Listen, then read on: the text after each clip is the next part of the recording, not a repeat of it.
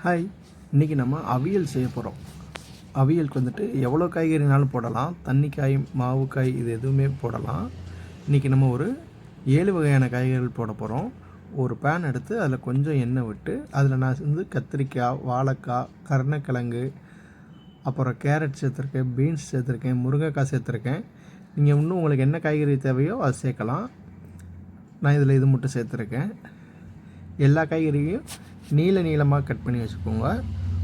நீளமாக கட் பண்ணால் நல்லாயிருக்கும். உங்களுக்கு சைஸ் ரொம்ப பெருசாக இருக்குன்னா இன்னும் சின்னதாக கட் பண்ணிக்கோங்க. நான் மொத்தம் இது 10 பேர் சாப்பிட்ற மாதிரி செய்கிறேன். நீங்கள் உங்களுக்கு எவ்வளோ செய்யணுமோ அந்தளவுக்கு குவான்டிட்டி பார்த்து செஞ்சுக்கோங்க. ஃபஸ்ட்டு ஒரு பேனில் கொஞ்சம் ஆயில் விட்டு அந்த காய்கறியை நல்லா கழுவிட்டு வேக வைங்க.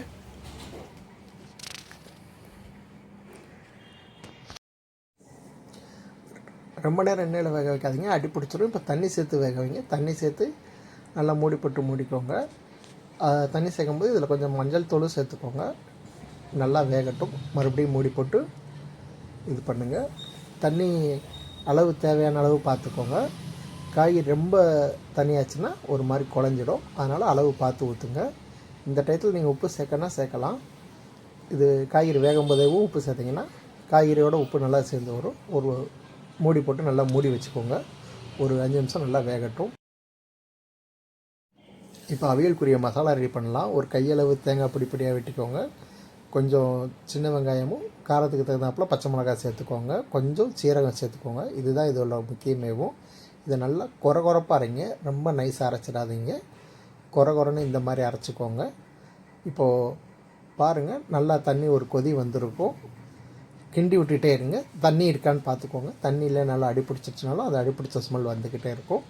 நல்லா வேகட்டும். இன்னும் கொஞ்சம் நேரம் வேகட்டும்.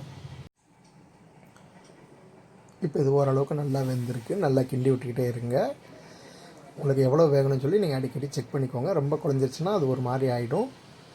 எனக்கு இது ஓரளவுக்கு வெந்த மாதிரி இருக்குது. நல்லாயிருக்கு. இப்போ இது கூட நம்ம அந்த தேங்காய் பேஸ்ட்டு சேர்க்கலாம். அந்த தேங்காய் நம்ம குறன்னு அரைச்சோம் இல்லையா, அதை எடுத்து நல்லா மிக்ஸ் பண்ணி விடுங்க. இதுதான் இதுக்கு டேஸ்ட் கொடுக்குறதேவும். இதை போட்டு மறுபடியும் வேக தான் வைக்கணும். ரொம்ப வேக வச்சிடாதீங்க. ஃபஸ்ட்டு ஒரு அரை வேக்காடு எடுத்துகிட்டு அதுக்கடுத்து இந்த தேங்காய் மசாலா போட்டு நல்லா மிக்ஸ் பண்ணி விட்டிங்கன்னா ஒரு 5 நிமிஷத்தில் நமக்கு அவியல் ரெடி ஆயிரும். இப்போ அவியல் நல்லா வாசமாக கமகமன் இருக்குது.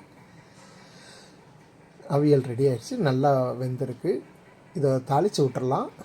தாளிக்கிறதுக்கு ஒரு இதில் கடுகு உளுந்து போட்டுட்டு கருவேப்பிலை போட்டுட்டு நல்லா பொரிஞ்சதுமேவும் தாளிப்பு சேர்த்துக்கோங்க. நீங்கள் தாளிப்பில் வெள்ளைப்பூடு சேர்க்கறனா சேர்த்துக்கோங்க. நான் அது சேர்க்குறதில்ல. இதை சேர்த்து தாளிச்சுக்கோங்க. இப்போ டேஸ்ட்டாக இருக்கும், திருப்தியாகவும் இருக்கும். இதில் நீங்கள் எவ்வளோ காய்கறினாலும் சேர்க்கலாம், தப்பே இல்லை. நான் அவரைக்காய் இதெல்லாம் சேர்த்துக்கேன். நீங்கள் இன்னும் என்னென்ன காய்கறிலாம் உங்களுக்கு முடியுமோ என்ன காய்கறி கிடைக்குமோ அது சேர்த்து பண்ணுங்கள். ரொம்ப டேஸ்ட்டாக இருக்கும். குழந்தைகளுக்கு ரொம்ப பிடிக்கும். இந்த அவியல் புளிக்குழம்பு கூட வச்சு சாப்பிட நல்லாயிருக்கும். நான் வெள்ளைப்பூடு குழம்பு வச்சுருக்கோம். வெள்ளைப்பூடு குழம்புக்கு இந்த அவியல் ரொம்ப டேஸ்ட்டாக இருந்துச்சு. நீங்கள் என்ன குழம்பு வைக்கிறீங்களோ அதுக்கு இது செட் ஆகும். நல்லா பார்த்து பண்ணுங்கள்.